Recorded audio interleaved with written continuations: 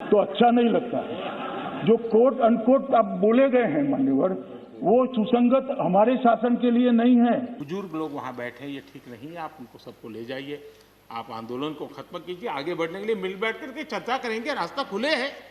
कि जो 200 किसान शहीद हुए, उनको इन लोगों ने श्रद्धांजलि नहीं दी। किसानों की दुहाई देते हैं, मैंने बार बार इनसे कहा कि आपने कोहार में किसानों से जमीनें ली ये कहकर कि आप सम्राट साइकिल और नया नया उद्योग बनाएंगे।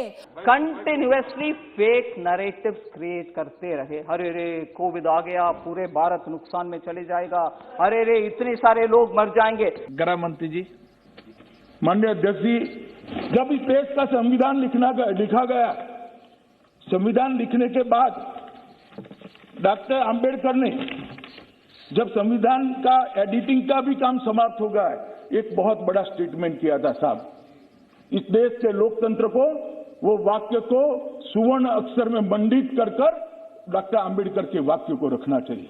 उन्होंने कहा था, राजे अब रानी के पेट से पैदा नहीं होंगे, गरीब दलित पिछड़ों के वोट से पैदा होंगे।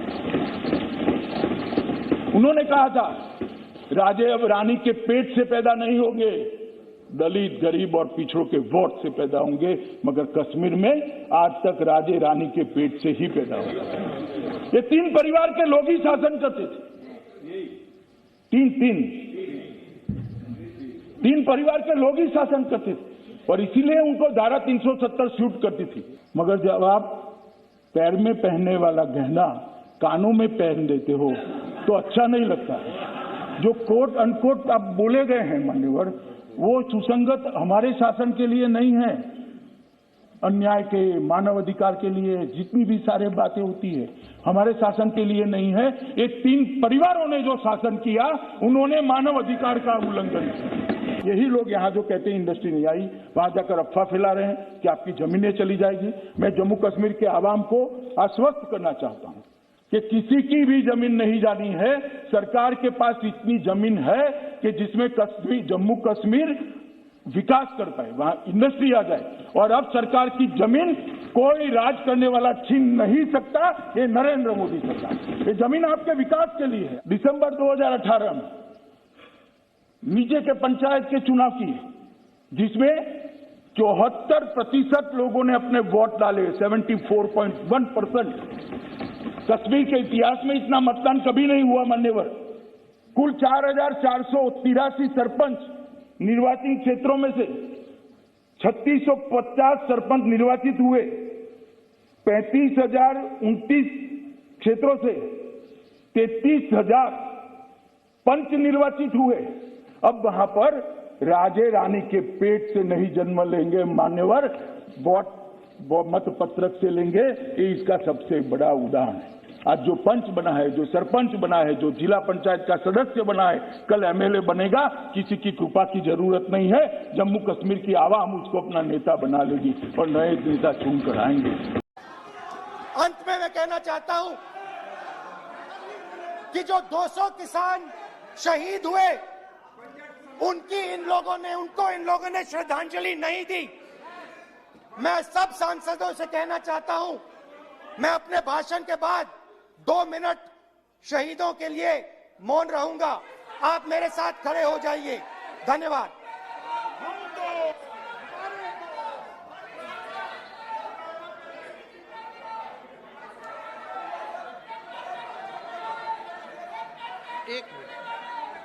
एक मिनट, आप बैठो। एक मिनट, माननीय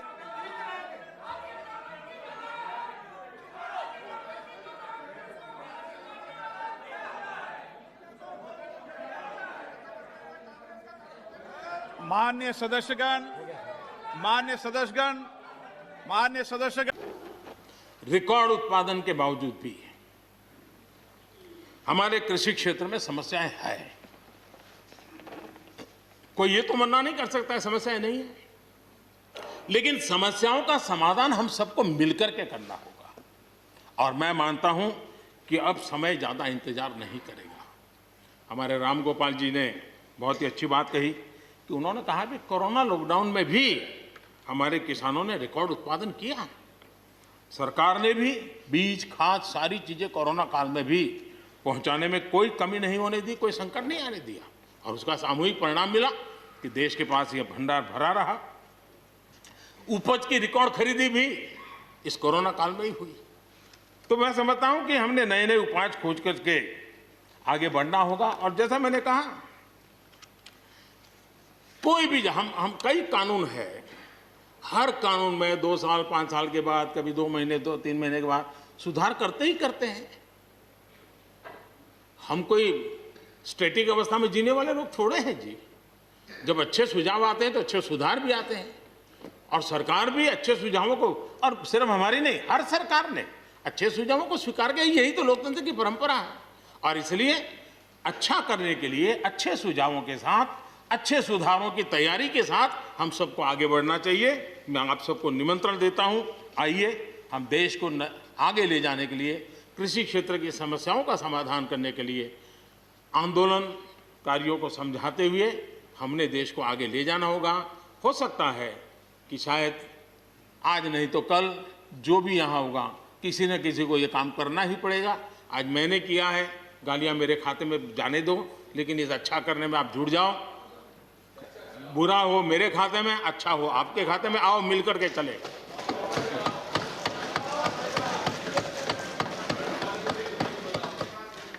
और मैं लगातार, हमारे कृषि मंत्री जी लगातार किसानों से बातचीत कर रहे हैं, लगातार मीटिंगें हो रही हैं, और अभी तक कोई तनाव पैदा नहीं हुआ है।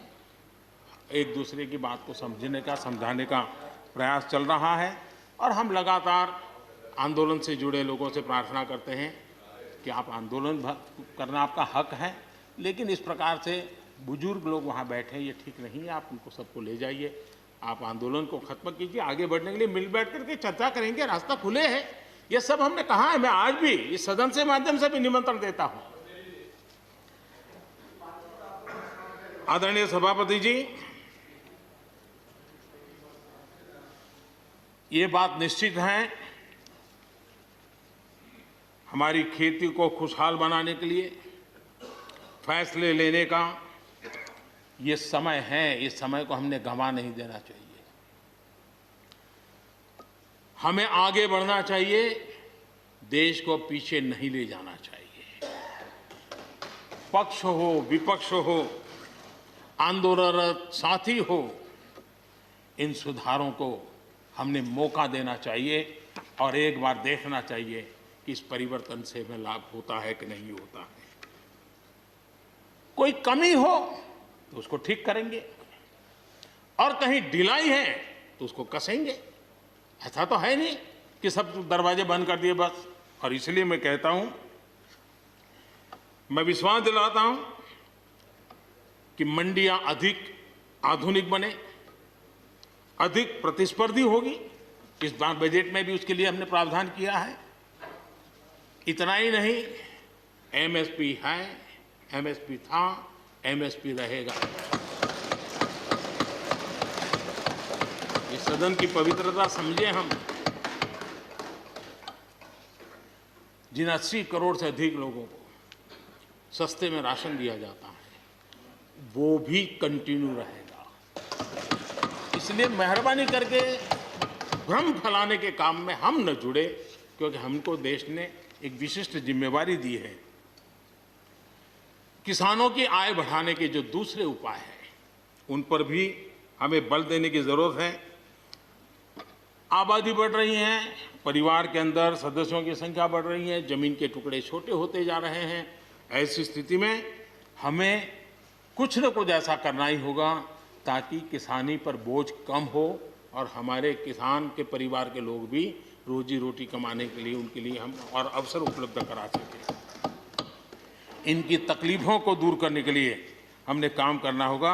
हाँ, तो उसका नाम नरेंद्र दामोदर दास मोदी है।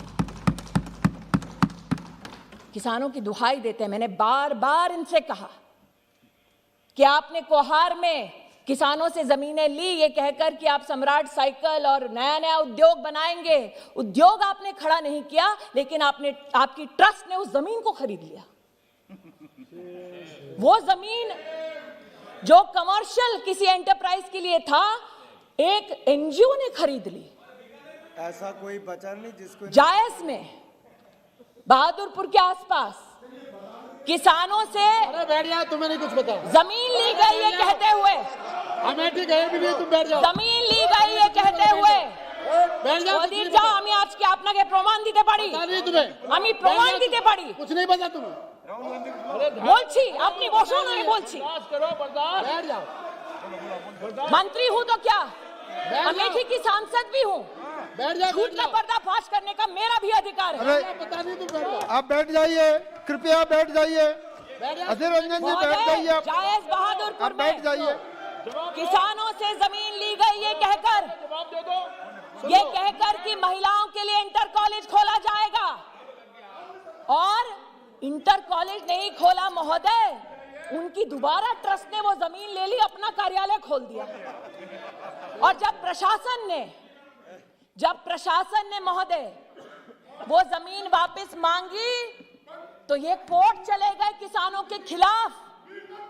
आज महोदय पार्लियामेंट्री मंत्री, संसदीय कार्य मंत्री राहुल गांधी जी कह के गए कि मोदी जी के लोग किसानों की जमीन ले लेंगे, उसी की रिप्लाई दे रहे हैं कि मोदी जी जमीन देते हैं, लेते नहीं है। यही तो मंत्री जी कह रहे हैं। मंत्री को राइट है इंटरवीन करने का, मंत्री को राइट है इंटरवीन करने का, भाई इसलिए इंटरवीन करने।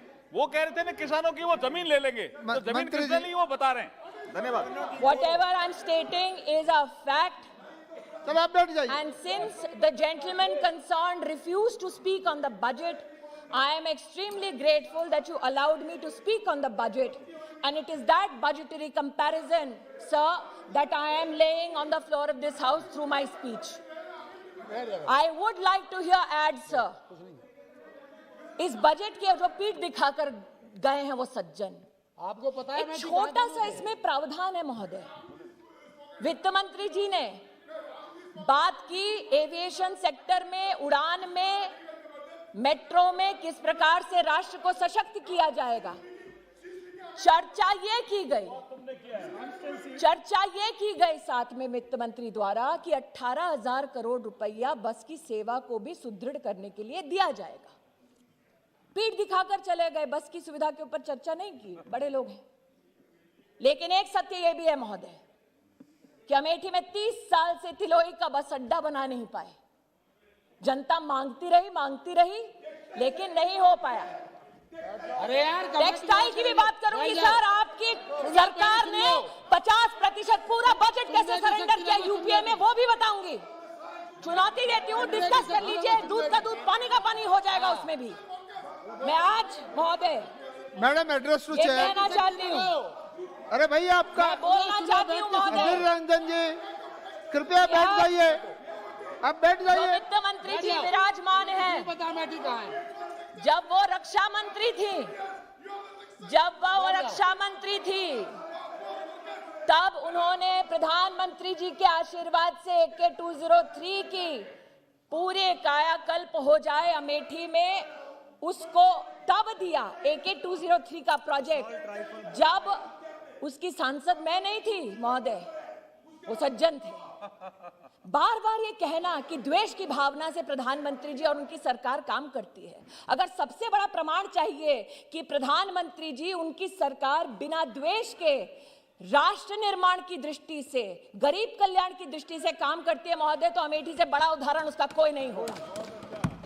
मैं आभार व्यक्त करती हूं वित्त मंत्री का।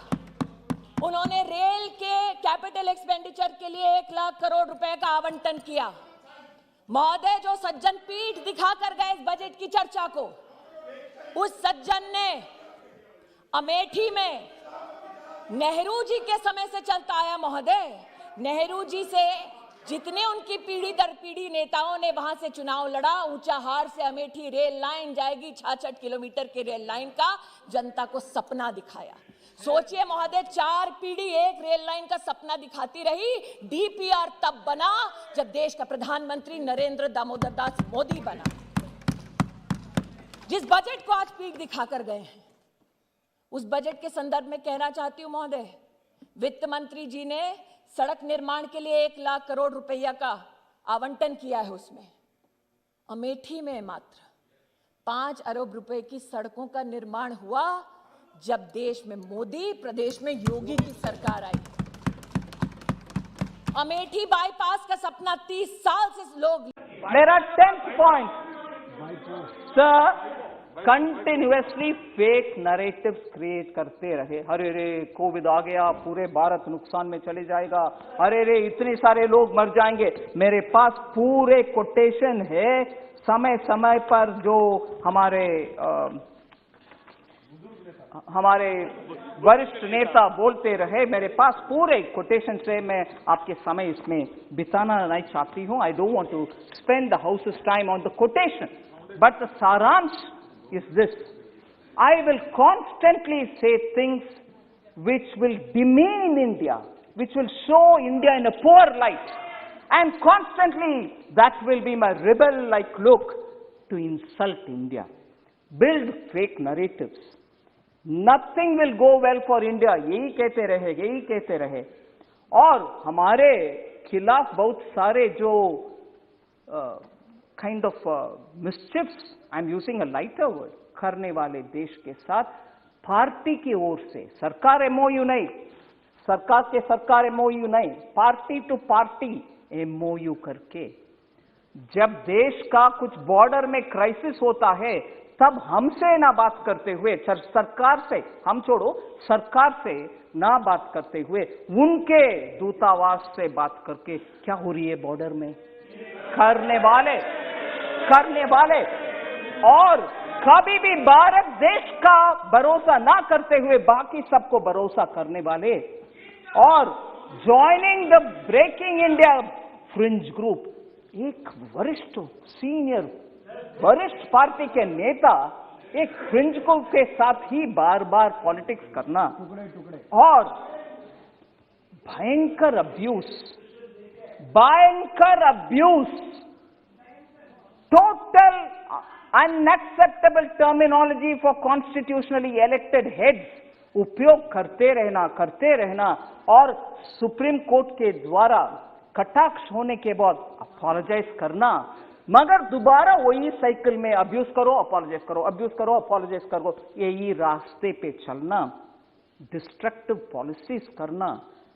I'm very scared to think probably he is becoming the doomsday man for India. और हमारे दुख की बात यही है कि ऑपोजिशन जो पार्लियामेंट में स्ट्रांगली पोजीशन लेकर के सरकार को कटघरे में रख के प्रश्न पूछने का रोल करने वाले ऑपोजिशन आज डूम्सडे मैन के नेतृत्व में,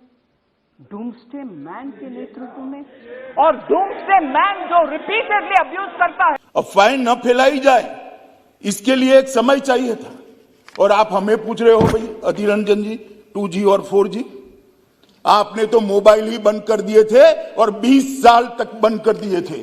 वाजपेयी जी की सरकार ने आकर 2G 4G छोड़ो, मोबाइल सर्विस ही बंद कर दी थी। कहां गए थे उस वक्त सारे अधिकार? मैं आपको पूछना चाहता हूं माननीय, आपके माध्यम से, कहां गए थे सारे अधिकार?